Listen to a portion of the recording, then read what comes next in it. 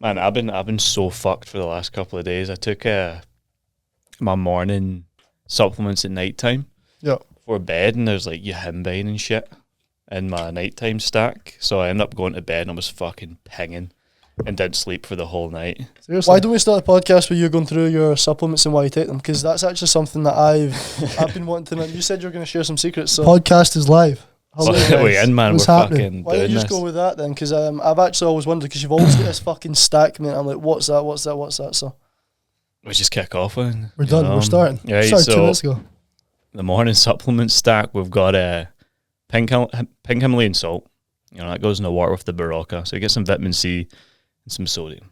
Essentially like an electrolyte. Essentially just what Jack gave me there. Yeah. But good quality Egyptian pink Himalayan salt. The best of gear. I'm taking like magnesium biglycinate at the moment as well, which is amazing for recovery and sleep. Take that in the morning and at night. You ever like, let's say, been on a diet or been training really hard or fatigued at work, and you go a walk and your legs feel like empty, and you're like, magnesium biglycinate like patches that completely. Is magnesium not good for like relaxation? And why would you do it in the morning then? I just, as much as possible, because I'm like so stressed. Just from so much like training twice a day and working like 12 hours a day. So just the more the better. So taking that, omega-3s, CLA with L-carnitine, which is like, I guess, like a natty fat loss supplement. CLA is pretty good for like muscle retention for a fat loss phase. And it helps with the carnitine. If you dose them together, it can help like upregulate the digestion of like fatty acids in your body, so you can use them for fuel. So instead of using glycogen, stay a bit fuller. Does that make the fat more available to use? More available for like an energy source. Sick. Keep the glycogen in the muscle so you can actually, so you don't get flat essentially when you're dieting. Taking like 10,000 IUs of vitamin D a day as well with vitamin K2, because if you dose the vitamin D3 with the vitamin K2, it stops the calcification of the vitamin D. Because if you take loads, like vitamin D is amazing for testosterone. It's pretty much like a natty testosterone stack. So 10,000 IUs, because especially living in Scotland, 10,000? Yeah, we don't get enough sun. So I'm dosing loads of that. And then with the vitamin K2, it stops the calcification, so you can actually like regulate it properly around your body. Like when I went to Dubai, I got my bloods done, and they were like, "You've got vitamin D toxicity right now," because I'm ginger as well. Like ginger people naturally produce more vitamin D3 just because we have a lack of it. So you had too much? I had way too much, and I was feeling a bit funky. It was actually like, it was toxifying in my body because I was utilising that and being exposed to so much sun as well. Other supplements I take, Mcfarlane right now because I'm in a fat loss phase. I accidentally took that at night time, which was not a good shout. Again, what does that do? Is that like a natural energy? It's like I guess call it a natural. I don't like calling it a fat burner, but it just fucking it's a high stimulant. So increase your heart rate. Heart rate gets you sweaty. You do it fasted in the morning. Black coffee, water. Get moving. Get walking. Not good for sleep. Not good for sleep. I took that the other night, man. I was just lying in bed and I was like, I've took my fucking morning stack today. Holy fuck. And I was lying in bed and I listened to a Mike Thurston podcast, which was 2 hours long, talking about like UFOs. Listened to a full Modern Wisdom. It was 4 hours of like plus a podcast I listened to, and I was like, I'm still fucking lying here. What? Like wide awake, man. So I just got up at like 2 a.m. and just worked and just got on with the day. And then just literally didn't. I just stayed up the whole day and just worked. Got a lot done. So the morning stack's powerful, man. It's powerful, potent morning stack. And I also take a dandelion tea, which is almost like antioxidant, but it's also a diuretic as well. So you can flush more water weight off your body. That's sick. Get a bit tighter. Take that in the morning and the night time as well. It's quite it's a bit of a funky taste. Not a lot of people like it. I'll use Shilajit in that as well, which is that big fucking supplement everyone's going on about right now. That's got like every vitamin and mineral in it. I think it's pretty good. Helps with recovery, cognition, digestion. I've noticed inflammation. I've taken it like consistently for like 6+ months now. Anything else? Any digestion at all? Like digestion? No, I'd say my gut health's pretty good right now, and that's probably just down to diet. Right. I'm just on a meal plan running that as well right now. Sick. Which is basic as fuck, but Yeah, that's the morning stack, and the evening stack is pretty much the exact same, except minus the yihimbine and not the CLA, not the L-carnitine and stuff like that. Nothing that's like a stimulant. Right, okay. That's kind of what I'm vibing with. Sick. Powerful as fuck. This little 2-hour block in the morning. Yeah. So people watching this will probably have fuck all. Probably like nothing. Do you take creatine as well? Yeah, creatine as well, standard. I always forget to even add that. I just get as fired in the Barocca and the salt as well. And I think there's one more, like omega-3 as well. Yeah. And choline as well. I take that as well. Choline and creatine combined together. It's a pretty potent stack. What's choline? Forget. But I remember listening to a really good podcast with like a fucking credible guy talking like, yeah, it's really worth taking the choline with the creatine. I'm like, right, I'm on the choline, the creatine. On the choline. And just kind of flowing with that. It's not expensive as well. I know I listed off like quite a lot there, but it's average is fucking what, like 79p a day. So it's not like on average, you know. For your health as well. And it's not like I'm spending money on like booze or other shit. I'd rather, you know, invest in my generational health. That's actually something, seen the last like 4, maybe 5 years, I've started to think most people are skint, right? Obviously they go out the weekend, spend hundreds of pounds. Yeah. None of us are skint, but we still spend hundreds of pounds on the right things. Or like that same £100 they might spend, but we'll spend it on our health, which gives us a return on energy, productivity. We can do more for our business, make more money. So it's mad when your priorities change though. Like you're so right. It's like people always complain about I don't have the time, the money or the energy, but it's because they're wasting their money on things that don't give them the energy or the time to actually fucking live a life that they want. So they're always hungover, buying the McDonald's, getting the delivery, floating into the new week, don't have meal prep, so fuck it, I'm buying a Greggs every day, buying this, their energy's tanked, can't do this. They just limit themselves so much because of like their poor quality habits, and that's why they feel they have no money, you know? Literally. Show me your bank and I'll show you your future. Bank statement. Again though, it's like priorities, the perspective change there. If you're spending all this money on, they would literally, a lot of people would resent spending money on supplements, but it's an investment to get better, to then be someone that can make more money. So that is actually quite a powerful perspective to soak in from the get-go. But are you firing away with some business questions? I'm just absorbing this. I'm getting on. So no, because that is what you hear all the time. I was going to add to that before Lewis added to what Kale said. It is genuinely just prioritizing the right things. That is like, I feel like what your life should start with, like thinking about what you want to prioritize. But like, I want to ask you, Lewis, say someone's watching this and they're like, I don't know what to prioritize. Do you feel like there needs to be a baseline level of kind of values and different things that they want to have in their life first, or set first before they know what to prioritize? Do you know what I mean? A lot of guys are high achievers, but they're putting all their energy in the wrong place.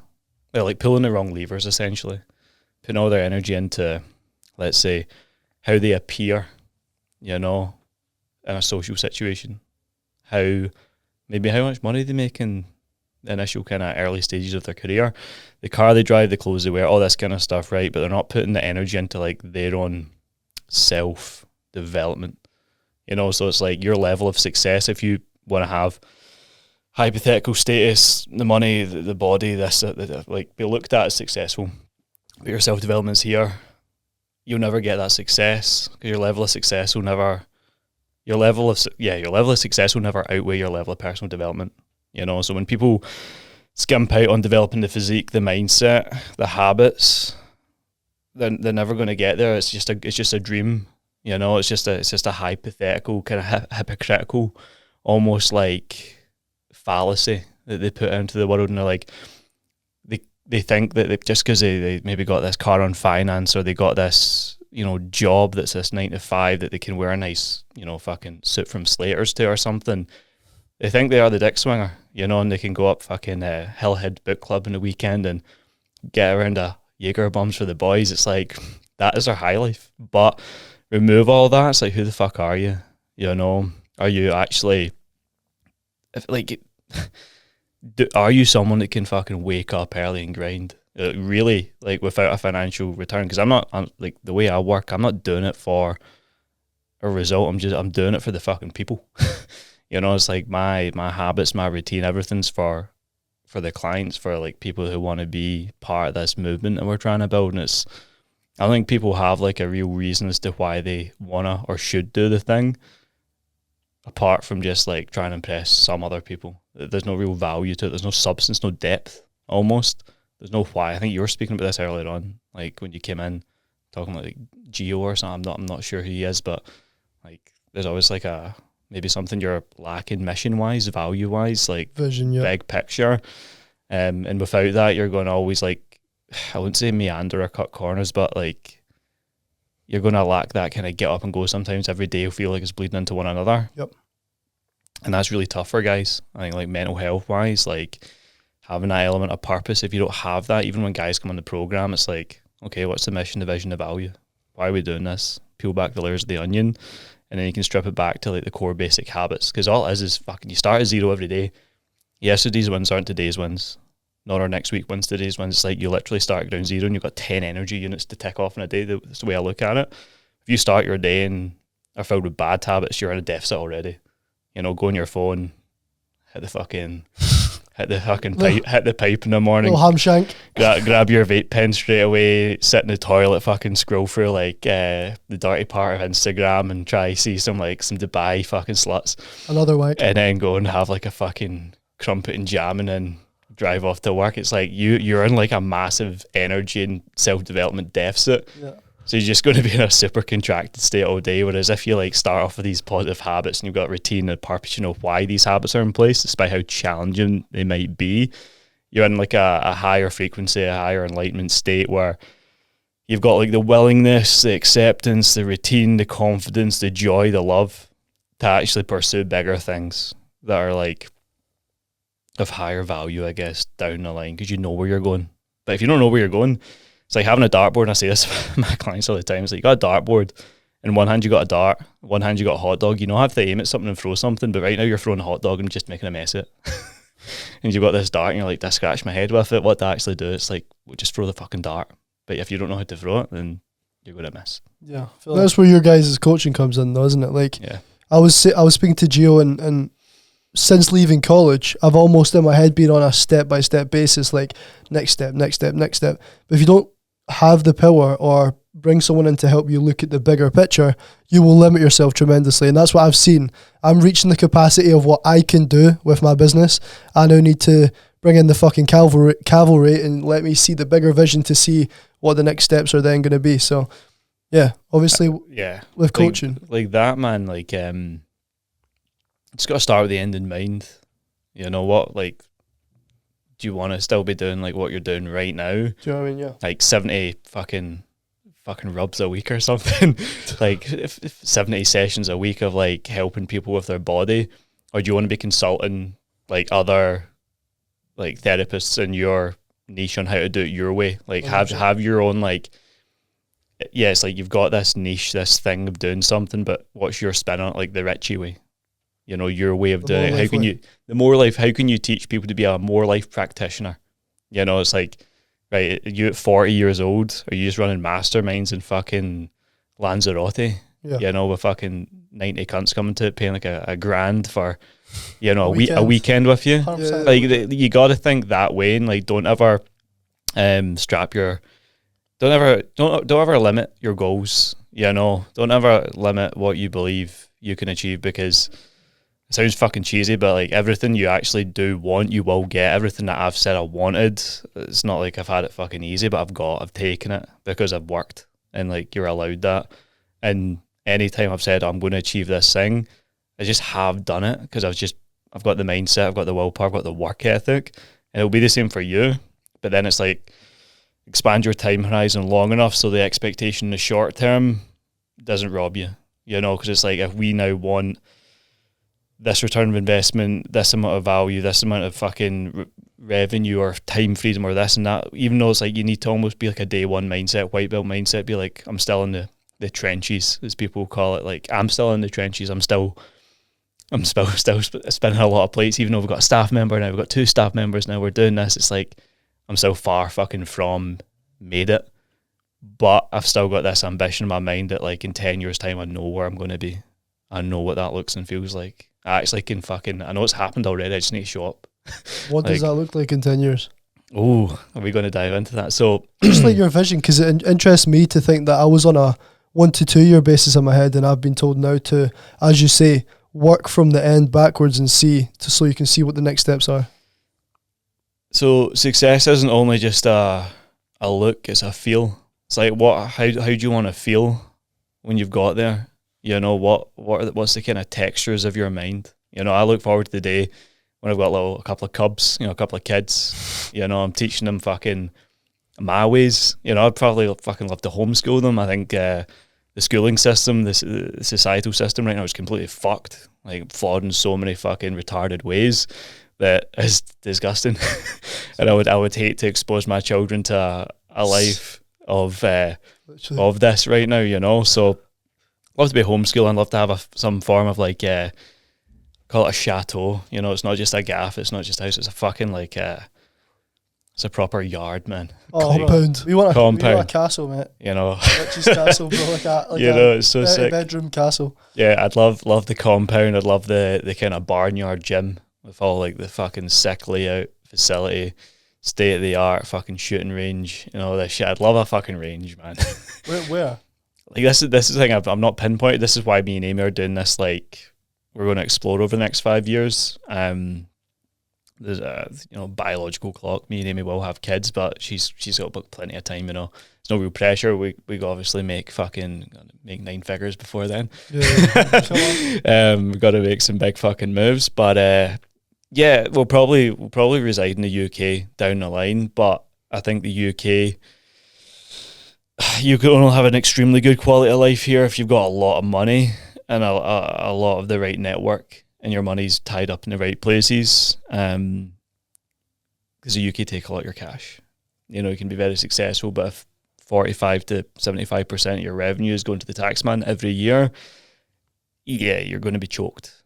You know, you're never going to be able to live that life. You know, so you got to be wise with like what you do in the in between steps. Like right now, over the next 5 years, it's definitely going to be a stepping stone more than anything else to create the grand vision. You know, so it's like you said, it's like your day to day, like step 1, step 2. I'm still doing that, but you kind of have to have this kind of, what's the big outcome at the end? Why are we doing this? Because it means like those long days when you are fucking showing up and you're fucked. Like, I'm cooked, man. Right now, I've been cooked for like 3 days, like super. Even when I was driving here, I was like, right, fuck, second can of Monster.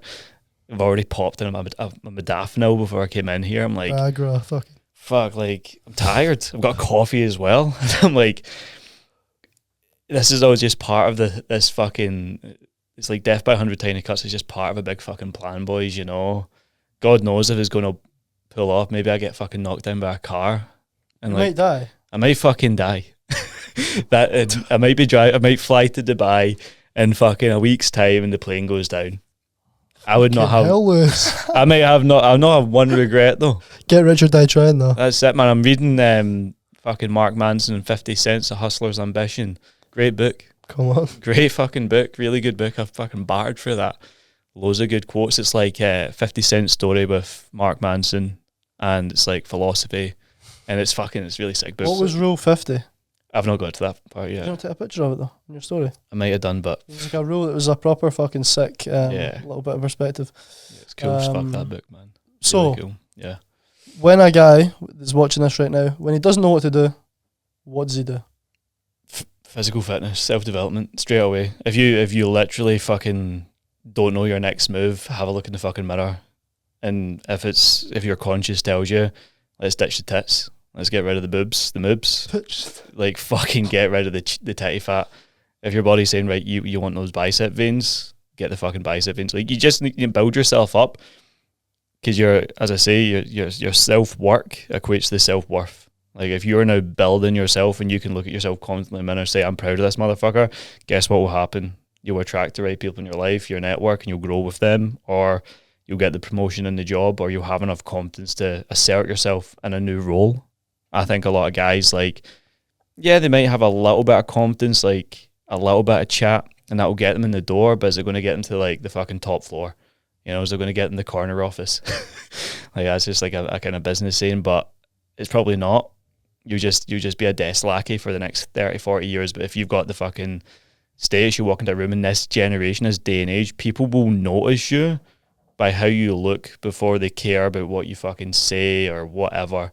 You know, if you walk into a room, even if you're not wearing super expensive clothes, but you got the physique, you know, the fucking jacked arms pouring out the fucking black top, good fucking legs, chest up high, shoulders back, smiling, people will be like, that guy's fucking, he's doing something, you know, he's looking after himself. Whereas you might have fucking 8 figures in the bank, but you roll into the room with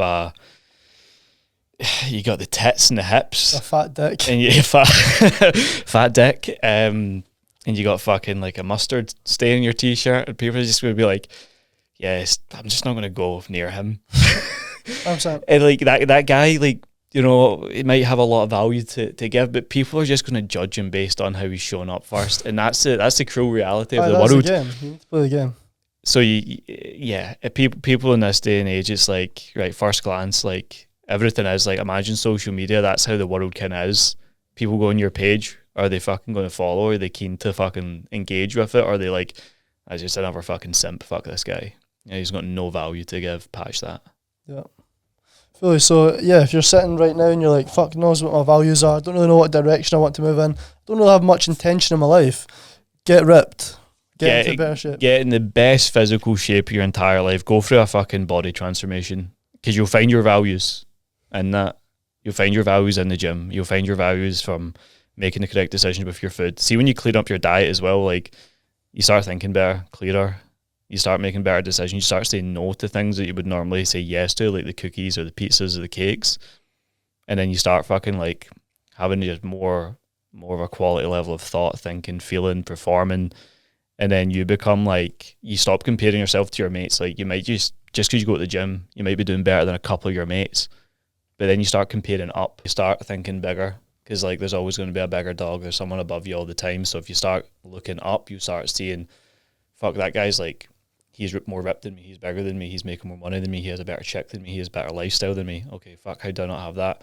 But if you're comparing horizontally, you're like, I'm fucking better than Bert with 20% body fat and 10-inch arms. Like, I'm better than him, so therefore I'm good, I'm the best. It's like, you don't want to do that, you know. And that's why, like, proximity is power. See, being in what you have with your boys, like, you've got a good network of your clients. Like, when guys come on board with me, when we get together with the clients, it's like, I want them comparing themselves to one another. Who's the fucking strongest? Who's got the best body transformation? Who's fucking faster? Who's holding themselves to a better stand, you know? Because it just exposes them. Because when you're in your own wee world, it's like, you think you're the dog's bollocks, but then you're exposed to someone same age, same background, just 10 times better than you. Yeah, it's fucking, you know? Like, one of the guys I'm learning from right now, he's three years younger than me, and he's doing like 6-figure months, fucking killing it in life. And like, being on a call with him, I'm no ego about it. It's like, he's above me. Like, I'll just fucking sit and listen, you know, that's fine.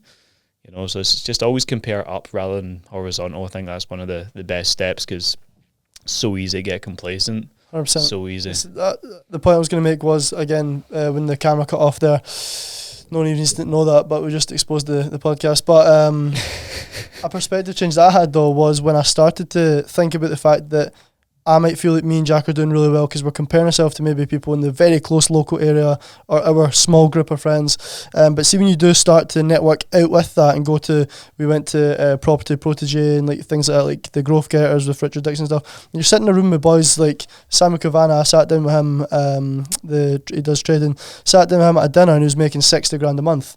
I was sitting there making like, I think I had like an 8 grand month or something. So I was like, I'm pretty good, but this cunt's sitting making like nearly 6 figures a month. And it makes you really think, how the fuck am I not getting to the next level, instead of thinking, I'm doing pretty well, so I don't need to do much more. So right now, if you're listening to this, look around and see who you're comparing yourself to right now. If you're comparing yourself to people that are kind of dog shit at whatever they're doing, that's why you probably feel like you're good enough, to be fair.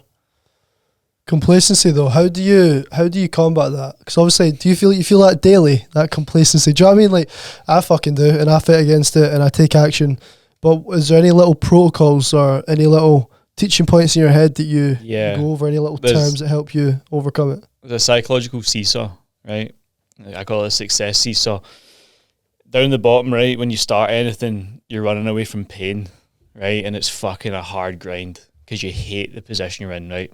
complacent people, you need to fucking be so aware of how shit your life really fucking is, okay? Because you want to be almost so fucking compressive in yourself to the point that you have to fucking get out of that pain. You know, you need to move, and you feel like you're pushing a boulder up the hill, and you'll get to a midpoint in a seesaw where there'll be balance, there'll be equilibrium. You'll maybe have a bit of a physique. You'll maybe have got yourself out of the pain that initially caused you to start moving. Bit of money, you'll have a chick, you'll have a car, you'll have Maslow's hierarchy of needs to a point, but you'll never self-actualize, right? You'll be there. And then there's the momentous downside where you tip the scales and you stop doing it for yourself, you start doing it for other people, and then the fucking momentum really builds, and it's like becomes this like fucking momentous force that just carries you to your next level, you know. But if you like to get out of a complacent state of mind, it's like you just have to bring awareness to the problem, which is, are you happy with your life? Have some real talk, you know. I think self-responsibility, self-honesty, but a lot of people are so blissfully unaware in this day and age because they've always got a distraction. And I think the government fucking wants them to be distracted. And I can go into that hole right now because, again, I've been looking at a lot of shit right now, but so many fucking fools are just distracted. You know, and they don't need to. Too many good guys out there that are getting their fucking minds warped by like either social media, the news, what's going on around them, rather than focusing on their own shit. Because if they got themselves in the best spot possible, they'd be able to play their own game of chess at a higher level and start winning in their life. And if we all just done that, then as most as happens, everyone would just fucking turn into a better world, you know. Everyone would be fucking helping one another to be better. But a bit of a tangent. Complacency, yeah, you just gotta fucking be aware of the pain you're actually in. Bring awareness to the issue and fucking work relentlessly hard. Run away from that pain initially, then start moving towards pleasure. I'm still running away from pain with everything that I'm doing. I've not got to that sweet spot yet. I know what the outcome is, but I'm still fueled from dark energy a lot of the time. I think that's fine. You know, I think that's completely fine. Like even Chris Bumstead spoke about that the other day in a podcast he was on. But he's like, yeah, I'm still fueled by dark energy to win the Olympias. And he's just won 6 and he can retire now. So now he's going to move towards pleasure, which is like other new opportunities, new ventures. Because he's almost like ticked that weird box in his head. And it's like everyone's box is different. To some it could be, I don't know, could go into many list of examples. Yeah. But if you get where I'm coming from, boys, you know. So that's like extreme complacency. Like they're in a position in their whole life. But you specifically, the action you need to take on a daily, because your calls every fucking back-to-back, all that. Is there any complacency that you fight? I know you do. I know we all do. I feel like it's a survival instinct to seek comfort. Yeah. So where's the kind of resistance that you meet, and how do you meet that resistance to take action and take the fucking action? How do you have you just built up enough responsibility that you need to take the action because there's so many people counting on you, or like how do you see it? But there's definitely that for sure. I think I'm quite old school as far as like coaching goes. I think right now in this day and age, like there's a lot of these kind of empowerment coaches, just fat wankers, you know. You know, they're just fucking airy-fairy people. It's like, love yourself, do this. It's like I look back in the old days when I got into fitness and it was like Greg Plitt. You know, fucking left MFT 28 double workout days. Like if you like year round ready, like always be ready. It's like if someone is investing in me to be their fucking aspirational leader, I gotta have the fucking ripped abs year round. And there's periods of time when I might not have that. Right, it just happens. But I never fall so far away from it that I won't be able to bring it back. You know, like so it's just keeping a consistent standard. Because I know I operate best when I'm there as well. You know, when I've got that, like, it's daily, man. Like, as I say, yesterday's wins aren't today's wins. Ground zero every fucking day, white belt mentality. Just bring it, man. Bring the fucking heat. Because all we have is today. If I can put my head in the pillow at the end of the night and be like, thank fuck, pulled it off. Macros, boshed. Training, killed. Steps, bang. Everything, work, not a fucking stone left unturned. See, I will not go to bed till everything is done. I will always clear the day, because that is the only thing I validate myself on, you know, rather than, oh, things are going well. You know, things are going well, you know, I've got petrol in the tank of the car, I feel good. You know? that is the complacency though. Yeah, it's like people get complacent just because they got a fucking haircut and got a valley. You know? It's like, bro, No, but can you not be easily led to complacency? So the standards that you have in your head completely match that complacency and stop you from being complacent then? Standards are self-set. Yeah. Or unless someone else sets them. But see what you said as well, though. You realise that you're in a better state when you're doing the thing. That's what I've realised as well, because although the voice in your head tells you, oh, take a little rest, I know that I'm going to feel shitter, I'm going to operate at a lower frequency, I'm going to just feel worse than doing the thing. So so you just know that that's actually the best way for you to operate. So regards to that little voice that creeps in and says, maybe not do it today, or did it, you just know that that's not going to be good. It's just going to be bad. Although short term it feels good, but yeah, it's just you've built up the evidence to show that you operate when you're doing the thing. Fucking bro. Bang on. I think the biggest thing any guy can master is the voice in their head. It's so we all have it, whatever you want to call it. If you ever read the chimp paradox by Dr. fucking Steve Prof or whatever it is, fuck knows. But we all have that little fucking seductive voice in our head. It's like, come, lie on the couch, fucking pull the Pornhub out, get a fucking beer in, get a fucking bin lid sized pizza. Come do the instant gratifying, gluttonous, degenerate shit. And you know what? If you're not fucking good at speaking to that voice and shouting at it and fucking squishing it, you're going to get seduced every time. It's like in the Matrix, like the red dress analogy. When Neo goes into the Matrix, and it's like if you see the red dress, don't concentrate on it because you're going to get shot or killed. It's like we've got distractions all over the place in this day and age. If you're not good, it just being like an immovable force when it comes to distractions and staying fucking in your own zone, then you're going to spread too thin. Like for example, even I think last Saturday, my mates just had a kid. It's like our first birthday party or something. It was crazy. Can't believe it's been a year kind of thing, you know. Went down to Largs, hour down there, chilled for a couple hours, hour back, and I just done a full day of work till night time. Amy was out with the girls. I worked till 10 at night, 12 at night. I think just done 60 check-ins back to back, and then went and got a kilo of steak and just had that and watched a bit of 20 minutes of a gangster film, went to bed. I was like, that was a good day.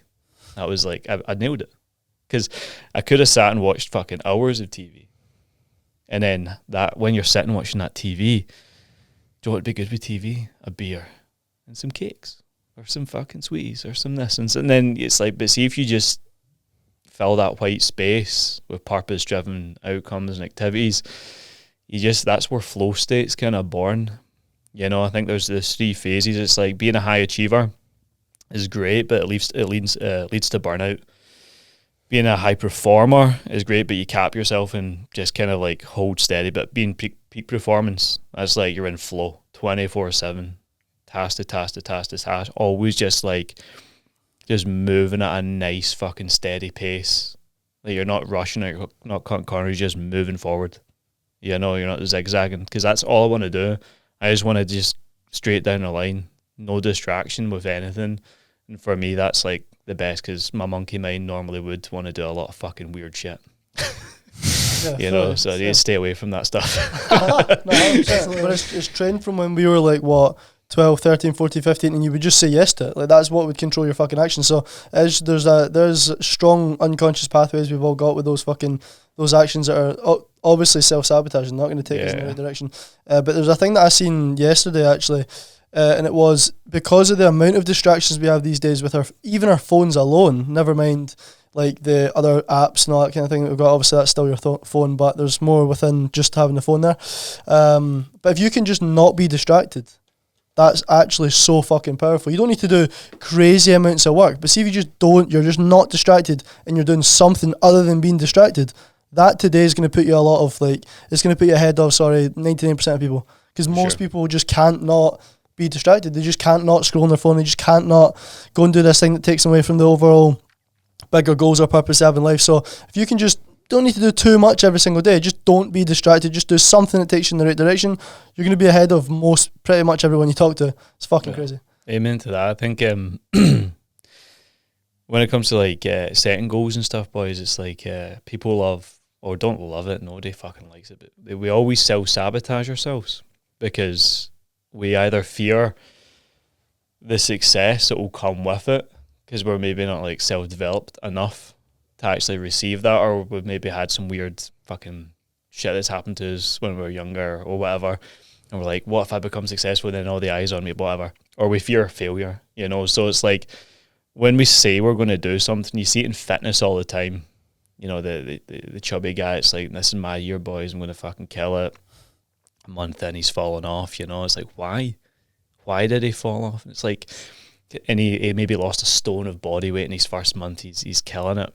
It's just because he's not fucking ready for the reality of the big change that's going to come with it, you know. And that's where the self-sabotage comes, you know. And it's scary, but it's the distractions in the way of that as well, you know. It's like, okay, I could go a little half an hour walk to clear my mind, listen to some personal development podcast, or, you know, do this thing, but TikTok right now, lying on the couch, that feels better. And it's like, every time you cast a vote for either the negative, net positive, or the negative, you're literally making a decision of who you want to be. And if you make more decisions to who you don't want to be over time, you become who you don't want to be. And that sucks, you know. And it's a really scary thought, I think, for a lot of young guys, because nobody really teaches them how to think. You know, they teach them how to recite things or say things or pass things in like a exam room or to get into a uni. But you even see it in universities, business lecturers talking about business that have never run a business, stuff like that. It's just nobody's really teaching levels of thinking these days, and that's one of the most important things. You know, how you control that fucking voice. Well, that's why me and you have a coaching service. Exactly. That's literally what we do. It's fucking So fear of success is actually a big thing that I struggled with. I didn't even know what the fuck it was. I was like, I'm not doing this thing. I know if I did, I would be there, but I'm just not doing it. And I didn't know what it was for fucking years. And a lot of the boys that I work with now, because they're all my ideal avatar, they're all pretty much me 5 years ago, they've all got the fear of success. And with the fear of success, just to explain what exactly it is, it's either you've got a fear of the extra, the kind of upgraded standards and the extra responsibilities you're going to have when you do succeed, or just the change in general, because as humans we don't like change. It's just uncomfortable. So if you have that fear of that, there's an unconscious reason that you've got the unconscious part of your brain, pathway in your brain, that tells you should be scared of it, but right now you're not aware enough to know what that is, and it's controlling you. So again, the work Lewis does, the work I do, when we work with clients, we dig into that, we ask conscious questions to get this kind of unconscious pathway clear to them, and then you can reframe it and then you can move forward from it. But without doing that deep work and asking yourself the right questions and potentially getting a coach that does it for you, you're always going to be controlled by this unconscious part of your brain. So I mean, if you're happy doing that, still keep fucking living the way you're doing it. But I would just urge anyone that's listening to this that has the fear of success, or even has anything that we're talking about, to reach out to Lewis, reach out to me, because doing that and investing in yourself is actually how you fix a problem, not just fucking telling yourself, I'll do it on Monday, or it's not that big a problem, I don't really want to be successful. We all fucking do want to, so take the action. Yeah, so bang on. So fucking bang on, mate. I think what's scarier though is most people, without people like you guys in their fucking life or seen on their Instagram, they won't even give themselves the chance to think of who they want to be.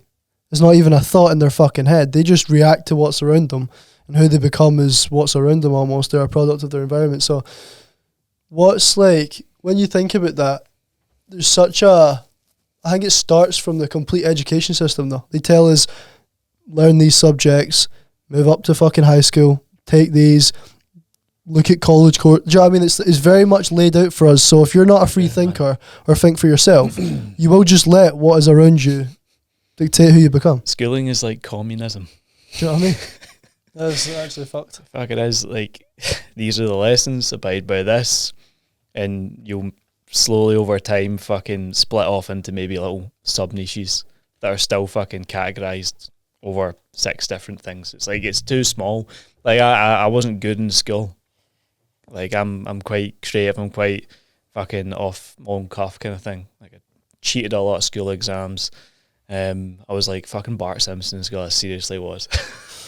You know, fucking skater guy and stuff. Like, it just was the case. I just didn't really click with it. I left with a few things, a few grades, and once I had that freedom, I was like, let's work, let's go straight into it, you know. And like, maybe some people were like, I don't even fucking care, but I'm sure people back in school would have been like, what's he going to do? Oh, did you get into Cali? Did you get into Strathy, did you? No. They laughed at you for that, innit? But they maybe did. I don't even think they did. But like, I can just imagine that. Like, that was the chat. Aye. You know? Whereas you look back now, it's like, what are these guys even doing? They're still in uni. They're still in uni. Going back for another third course. Postgrad. It's like, how much do you think they're making a year as well? fucking well. Still their I shit think Tesco's part time is paying like maybe 15 a month or something. That's crazy, bro. That's sick. 15 to a month. That's such. Yeah. Lose this morning. Oh, That's that's so funny, that's brilliant. what the That's fuck? You know, man. But fuck, I think yeah, you could spend time on that topic, I guess. But it's a lot of funny shit to explore. It's good. No, but see, when I said they probably laughed at you in terms of like, they would have that's how they kind of grade you on how successful you are. Did you get into that uni, this good uni? And like Jack initially pointed out, is until you consciously think, do I actually want to do uni, or is this actually good for me, or does my future look good when it involves this and this and this? Until you actually consciously ask yourself that kind of question, you're always just going to do what we're talking about. Did you go to uni? Yeah. Done this, done that. I've now got a balding spot in the top of my head. It's actually me, to be honest, man. And my wife's got squinty teeth, and I can't afford to help her fix her teeth. So most of the time, that's what the fucking position they're in, but by being unconscious, like we're saying. So unless you're listening to this and you want to be that guy with a bald spot and he's got squinty teeth and you can't afford to fix it, do something different. I think there's ask yourself a question or something. There's such a correlation between becoming the person you want to be, and I feel like the ability to handle stress. Because like, look at you, for example, Lewis. You started smoking weed every fucking day, consumed by a lot of your emotions. Like, you're still doing the thing, but within the confines of your fucking. So as soon as you started to kind of increase your stress threshold, you could take more control and power over the decisions you made. So how important do you feel like it is to just increase your levels of stress management? And that, like, through the gym, obviously you guys preach that. How important is that to actually become the person you want to be? I think it's like change your relationship with stress first and foremost. Like, when you expose yourself to it enough, it becomes more of a familiar sensation, and you can almost get comfortable in it.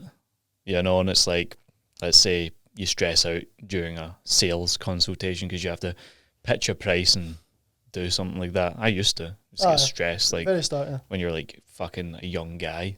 That's fine, but now it's like it's the most natural conversation it could be. But that's just taking years of just being exposed to it. Same with the gym. When you go in, you're fucking 65k in the bench press for the first time, you got wee noodle arms, it's like, fuck me. But then when you're That's what Jack's benching now. Yeah. When you're horse cocking, like, you had 2 plates aside for 12, and you're like, this is great.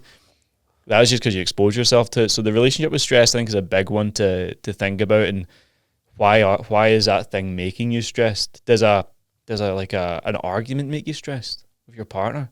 Does confrontation make you stressed? I don't think it makes me stressed, but it just makes me think how's the best way to not react but respond. Because nothing should really cause stress. And like, maybe somebody puts a gun in your face, that may be stressful out of the blue. Whoa! But if you are in a state of lifestyle design and you build your life around the things you want to do, the things at the start might be stressful, but then over time you will adapt to then handle that stress. It's like a monkey in a jungle is not stressed about being in the jungle because that's his environment. Whereas you put a fucking human in the middle of the Amazon who'd be like a fucking like punk from Glasgow, put a simp from Glasgow in the Amazon jungle off the back of a night out, wakes up hungover, he's in the Amazon, be freaking the fuck out. But if he's like just wakes up and he's gaffed and he's like, this is sound, you know. So it's like the environment you create it yourself, and you can handle more stress, I think, through that. And then just doing uncomfortable things, like maybe if you want, I've done a bungee jump, that was quite stressful. You know, but like when you just say to yourself, fuck it, let go of the fear and just jump face down, cool. I think maybe do some ice baths if that stresses you. Doesn't really stress me, but it's just annoying doing an ice bath. I saw you lasted 20 seconds. Yeah, that one in Holland is just so annoying. so cold, man. So would you say exposure and adaptation is pretty much what Yeah, you're saying for the most yeah. part, and then the other part of it is just doing it to give yourself the evidence that you can do it, and then use that evidence to prove that you can do other things as well. Yeah, you summed up my waffle really well there, man. See the process. See stress though. I was speaking to Gio about like the meaning of words, because I was saying certain things to him and he was like, I wouldn't use language that way, and I was like, sorry mate, but then he explained.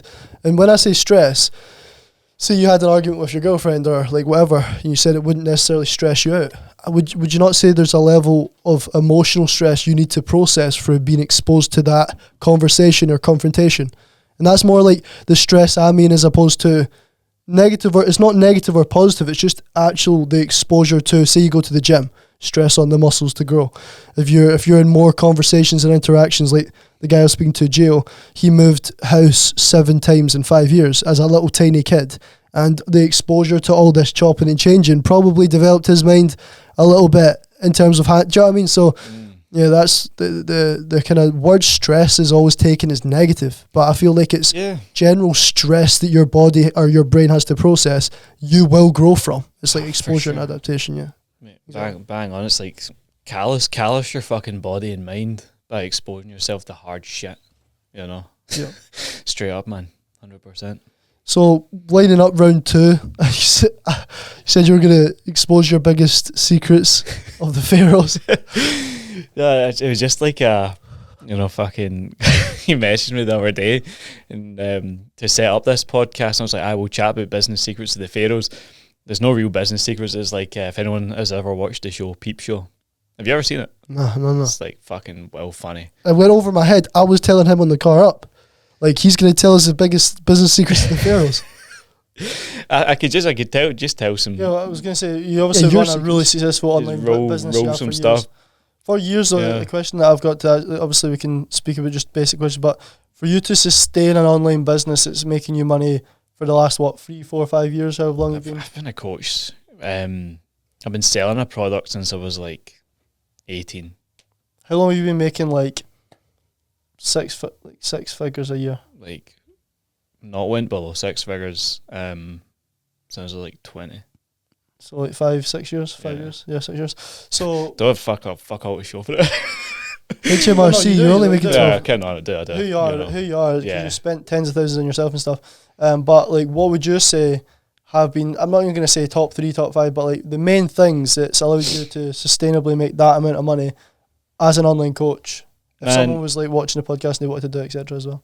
I really think right now, when it comes to how you market yourself, like personal brand is huge. Everyone's jumping on trends. Like I've tried a few of them, but you gotta be you.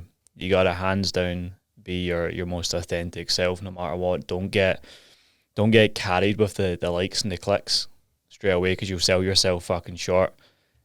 Come do this 12-week thing, this 12-week shred. It's like, it's not about you. Why are you trying to sell something for yourself? It's like, no, I'm in the game for changing lives, first and foremost, always.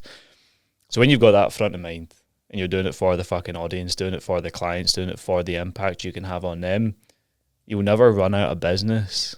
You'll never run out of fulfillment in that, because you know how much of an impact it's having. Yep. Whereas if you're just looking at it for clicks, like sales, conversions, you burn yourself out, I think. I really think you will. Anyone can be a flash in the pan at this and have some quick wins, quick success, but they'll be out the industry quick, man. I want to be coaching in some capacity for a long, long time. And that's, I've always said that to myself, said that earlier on, but white belt mentality, fucking, I'll play this shit till I win for as long as I can, to the best of my ability every day. And I wouldn't ever sacrifice my service. I will never sacrifice my service based on how I feel. If I've got another 4 calls tonight when I go home, I will fucking turn up. I will just turn myself up to fucking notches. I will do anything I can to show up in those calls to the best of my ability, no matter what. Because I believe in good customer service, I believe in good results, I believe in good coaching. So that's what keeps me going. Whereas so many other people are like, they run it just for a quick buck. They've seen what can happen running an online business. And that's all they're focused on. Like, their clients are literally just a number on their system. And they're like, oh, fuck, I lost clients this week. No, you didn't lose them. You didn't fall down the back of the couch. Something happened where they either ran out of future, mission, vision, and decided to disconnect. That's maybe on you. Or they reached their goal and they graduated. But it's never, you never lose something, right? You just don't. Whereas a lot of people are like, fuck, I've lost this, I've lost that. My revenue has jumped down. It's like, why did it jump down? What did you do within this period and that period? It's like, I think the more you are in a state of flow with you are being you, creating the content that you'd like, being the coach that you would invest into. I always ask myself that, like, would I fucking buy my thing? If not, fuck off, Liz. You're not playing the game the way you should, you know? And then I think the best coaches I've had, the best mentors I've had, it's like they're the ones that cared the most about me. They would hop on the call with me. They would spend the time with me. They wouldn't just like be passive with it, you know? And that's what I'm just trying to do for my guys, you know? And it might be a slower build. Fuck it. Got all the time in the world. Unless I die going to Dubai, you know? Yeah, in a week. Just give Kel your clients. Yeah, well, I just pass them over. Bro. You can have Mark as well. That'd be fucking sick. Just take Mark on. Just take her, Amy, and all. She'll do all your outreach, DMs, so social strategy. She'll take care of No, that. she's on the plane with you, bro. Oh fuck! Damn. Mark's sound. I'll get Mark. Yeah. Regarding, but so the client delivery is probably one of the main things that you said. They're just being a good coach and like making sure they get results and make sure you're there for your clients all the time. From a business standpoint, what are the kind of things that you had to do on a weekly to monthly basis from content to outreach? Like, what are the kind of things that you had to do to sustain 6 figures for the last 5 years? This will fucking be gold. Right, for anyone listening that is running or building a personal brand and a product online, make your Instagram profile your ideal client's vision board. Think about that. Yep. If they go on your page and you're living the exact life they want, the physique, the mindset, the lifestyle, the travel, the food, they're going to want to fucking know what the fuck you're doing. And if you've got a paid product, a community, they'll most likely hand over money to be part of it and learn from you. That has been revolutionary. See, when you jump on some coach's page, personally for me, it's all these fucking, it's over graphicked. Like I've literally pulled so much shit off my Instagram recently. It's over. See, when it's over graphicked, it's like I'm looking for 5 guys. I'm just looking for. It's like people just are fuck. I'm getting sold to straight away. 100%. Straight away off the bat. Because he was a proper personal brand that people can buy into, and they're like, "This is a cool life." Like I want my page. I want people to come on my page and be like, "Is he even a coach?" But there's loads of guys' results on it. I'm seeing like results every couple of posts. He seems to be traveling. He seems to be doing this. Seems to have the fucking physique. Good mindset, and then in the reels, I'm just fucking hammering objections and pain points, calling things out. But I won't post them on the grid. I'll post them in the reels and stuff like that.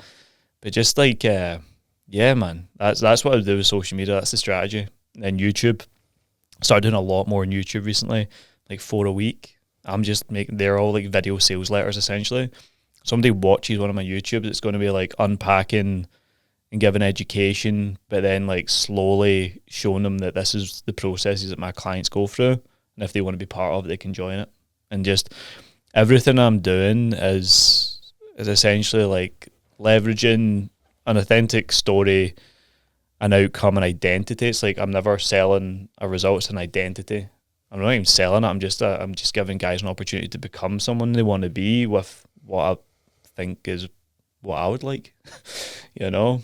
And just hammering that over time. You can obviously go down a paid ads route and stuff to blow your page up and whatever you want to do, but everything I've essentially done has been organic and slow. But I've never I wouldn't ever say I've sold out or done it and fucking for clicks, got my fucking tits out, you know, and done like a dance or that shit. Like what you see? You always see these guys like, they all do the same post. It's like, you want to blow these up? Like, do it's like, you want to get these? It's like, fuck off. It's the same shit. I think it's fucking lame, man. I just want to do it differently.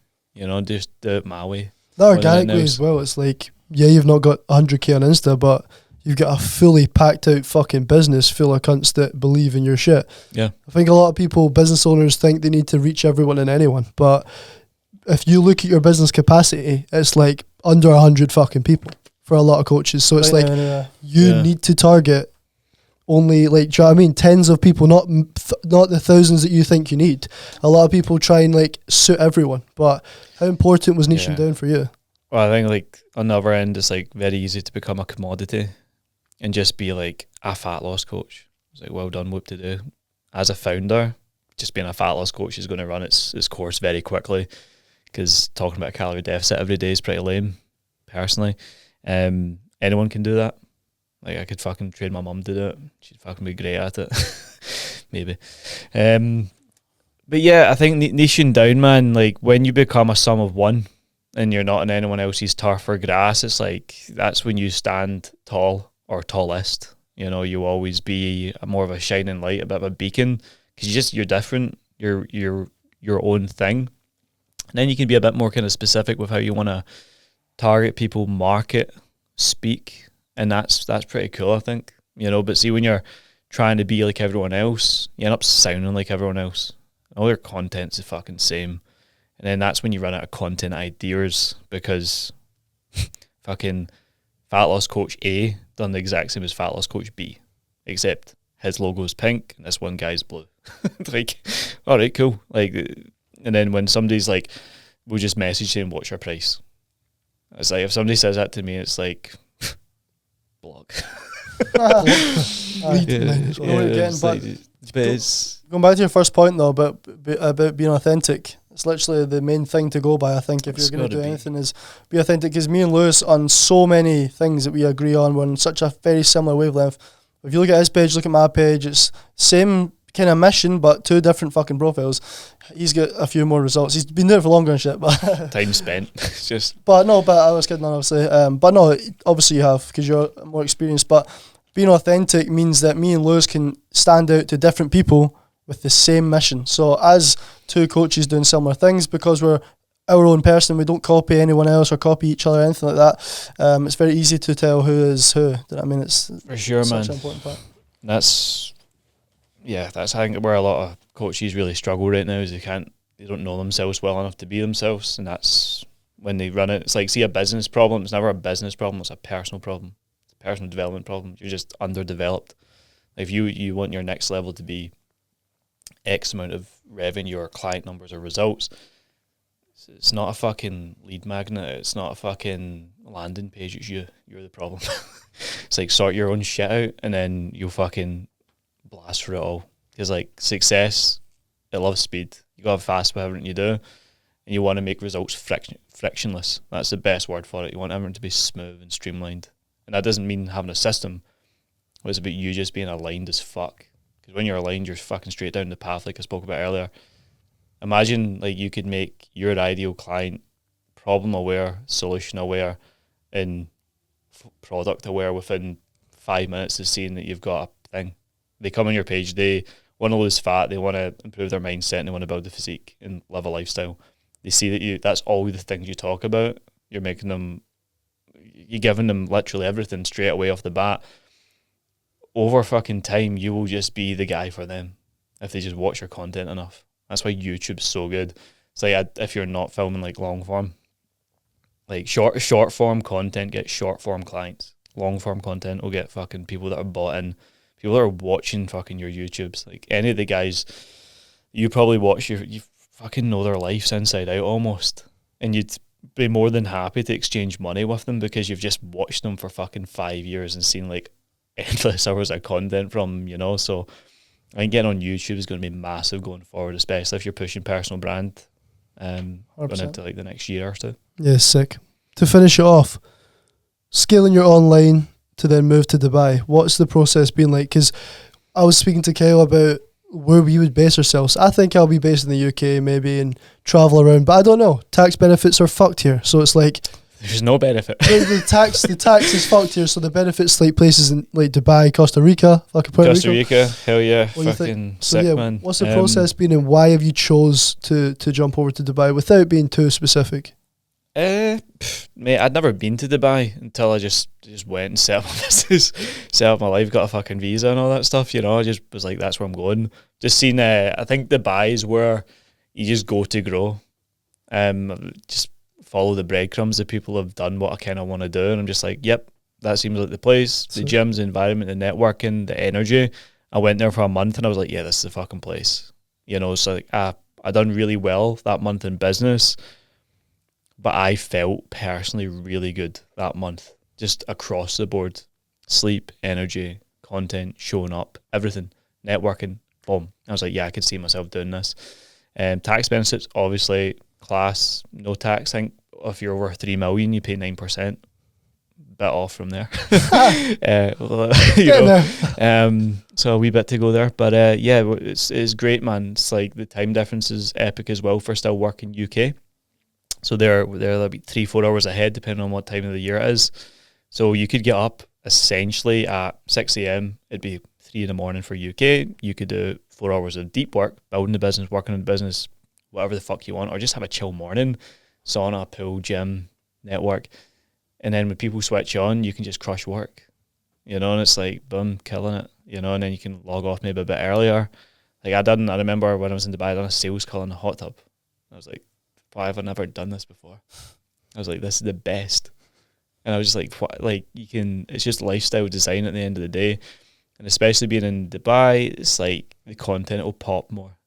Because like the guys that are in my niche that want to have the mind, the lifestyle, the physique, Dubai's on their hit list. They want to either go there on holiday, they have been there on holiday, they like that lifestyle. They'll see me living it and they'll be like, yeah, sick, cool. And want to be part of it, you know? Yeah. So it's just about creating this visual identity and stuff like that. I'm going to be spending time in Bali as well from January onwards. Probably do like anywhere between 4 and 6 months there. Be a fucking jungle boy for a bit. Come on. Yeah. Is it Bali quite cheap to live there as well? Yeah, living costs are ridiculous. Thailand's the same as well. We were looking at that. Like you could literally earn, if you earn 5k a month here, say you earned that online and you went to Thailand, you'd be able to save like $4,000 a month. Bro, it is insane. So we've got a villa booked for like, I think first 8 weeks when we go to Bali, and it's like £1,000 for 8 weeks. What? And it's you got a pool, 2 stories, fucking gaff, chill as fuck. Fuck. Food's buttons as well. The only thing is obviously time difference, so you just got to be prepared to work around that if you're willing. You're working at midnight and stuff, innit? Fuck it. I'd wake up later. Just fucking wake up later, just live. Just do your thing, man. I'd be sick regardless of that. Yeah. Fucking class. Yeah, you can save a lot of money. You could go to, like, set up in Dubai. We went through a lot of fucking hoops initially because we were going for, like, reaching out to companies or agencies. Whereas I just found this guy called Stuart Redbond for a friend of a friend, an absolute geezer from fucking London.